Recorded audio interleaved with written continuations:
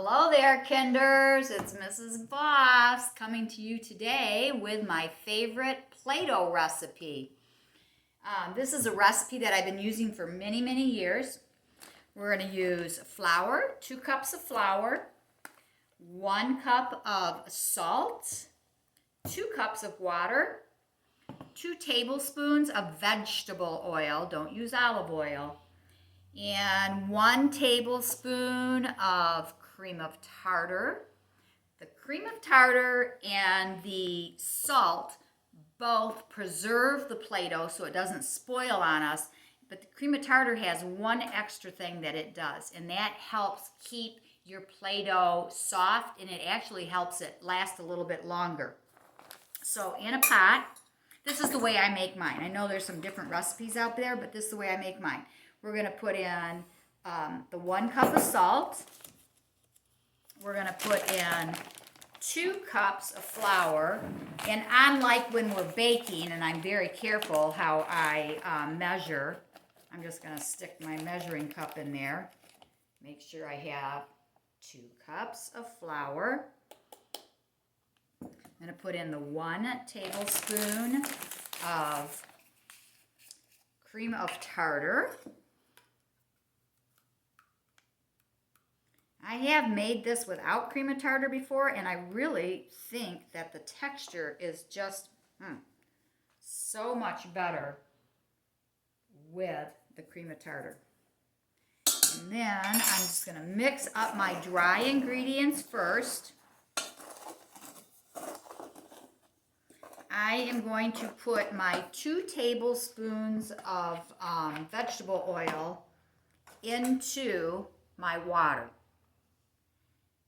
Now, when you're coloring your Play-Doh, you can color it afterwards, but I have found that it's kind of hot to knead it and it gets color all over your hands. So what I like to do is I like to make my batches with my food coloring in. And since I'm making this for my grandson, and his mama's favorite color is orange, and I think he likes orange too, I am going to put my orange food coloring right in with my water.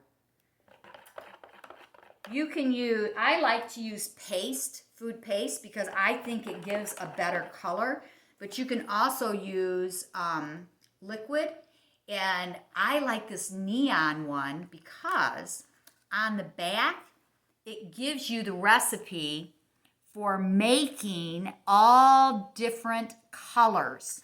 It's so cool, and I've used that many times before, and it really does. It's really cool. Whoops. Oh, guess what I forgot to put on? Mr. Boss, you should have reminded me. Oh my goodness. I don't have the kids here to remind me to do things. They're so good at that. Mrs. Boss, are you forgetting this? Mrs. Boss, are you forgetting that? You guys are so good at that. I sure do miss all of you. All right, so I'm going to mix this up, and Mr. Boss and I are going to go over to the stove top and start cooking it. This recipe does not take long at all. All right, Mr. Boss, we're ready to start at the stove. So I'm going to put this kind of like on a medium-low flame. You don't want it to burn. And I'm going to, as you can see, look at that nice orange color. Now, if that were not orange enough for me, I would just go ahead and put more food coloring in there. So, Mr. Boss, whoops, I'm making a mess over here. See how this, it doesn't need to be smooth, boys and girls. It's going to be a little lumpy. That's okay. You do want to stir it up. So we're going to see our science in a few minutes. Right now, it's a thick liquid. Don't you just love that there's science and math and language everywhere in our world? I just love that.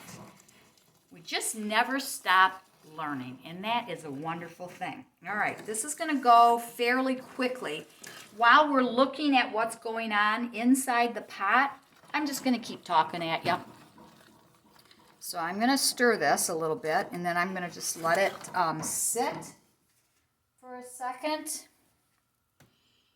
Got my handy dandy spoon that Molly Sosha made for me back in 2011 when she was one of my students. All right, I'm going to let that set there for a moment.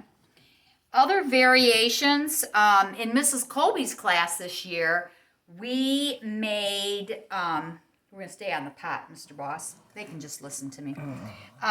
We made gingerbread Play-Doh. And you can put different spices in your Play-Doh to give it a scent. You can also use 2 packets of Kool-Aid. I've only done that once before. It's a really nice flavor, kind of like scented markers. It's a really, whoops, this is starting to get thick. See in here, Mr. Boss? Can they see that down there? Look at my spoon. All right. But anyway, back to the Kool-Aid. It makes a nice scent, and it gives a really vibrant color. The reason I don't use that very often is because it really doesn't last as long, and I found it to be a little bit of a stickier Play-Doh. If you do want to use the Kool-Aid, make sure that you're going to have to, it'll take a little bit longer for this to cook. Not too much, like maybe a minute or 2. All right, look at this. Oh, it's getting harder and harder. Mrs. Boss, an important safety rule is, I had my hand on the pot. That's a no-no. Hang on to the handle. Never be stirring without hanging on to a handle. Now, this part, you're definitely going to want an adult to be helping you, because this is really kind of hard to do. I'm just going to kind of let it cook now. It's clumping. Look at those clumps, and that's okay. You don't want that. You don't have to make that smooth. It's doing. Ooh, look at that, Mr. Boss. Can you see that by chance? Mm-hmm. Look at that. How it. Yes, it's working. I have made hundreds of batches of this Play-Doh over the years for church and for school and for friends' kids and for birthday parties for my kids.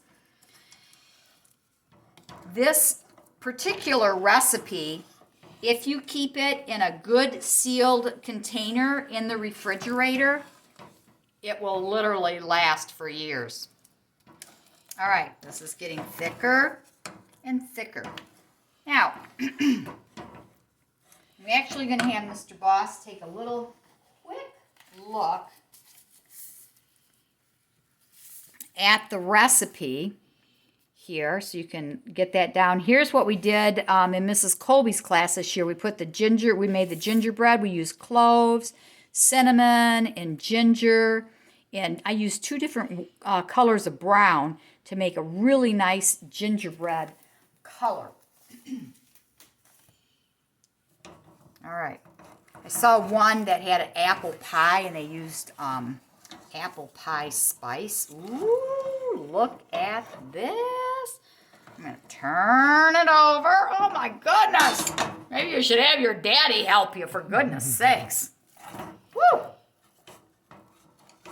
I'm getting a workout. Sometimes I'll make 2 half batches, and they're up, math, half a batch. If I had 2 cups of flour and I was dividing it into 2, how many cups of flour would I put in each pan? I'd like to know. All right, this is looking really good. This is it. Do you see how this is all together? It's a nice big ball. Okay, here's what I'm going to do. Okay, Mr. Boss, come on over. I'm going to put this out. Get the cutting board out. And I'm going to just put this out like this. This actually cleans out of the pan pretty easily. I hope when you're cooking that you remembered part of cooking is cleaning up and you're not leaving your cooking mess for somebody else. All right, I'll set that over there. I actually just put the rest of that in. Now you're gonna, I like to just divide it out, let it cool a little quicker. Little holes in it. And I'm just going to take one little piece of this because it's too hot for me to hold all of it. I just want you to see you're kneading it. Let it cool down a little bit. You don't want to walk away and leave it here for a half an hour though. Let it cool down until it's cool so that you can touch it. Have mom or dad check it, please. Or an older brother or sister. The other thing you can do is make one batch of, and it'll be white, and then you can divide it up like this. If I were going, if this, let's just pretend that this is all white Play-Doh. And I would make, this is how I used to do it. I'd make all these different sizes. And then I would come and I would poke holes. And then I would take my liquid food coloring and I would just squirt some in each one of those holes and then mix it up. It makes a mess out of your hands. You might want to wear like rubber gloves or something. So boys and girls, look at this Play-Doh. This actually turned out much better than the one we made in Mrs. Colby's class because I had the wrong kind of pan at school. There you go. Have fun. And I want to know if I'm dividing my recipe in half. I start with 2 cups, but I'm going to divide it. How many cups of flour would I put in each batch? Bye.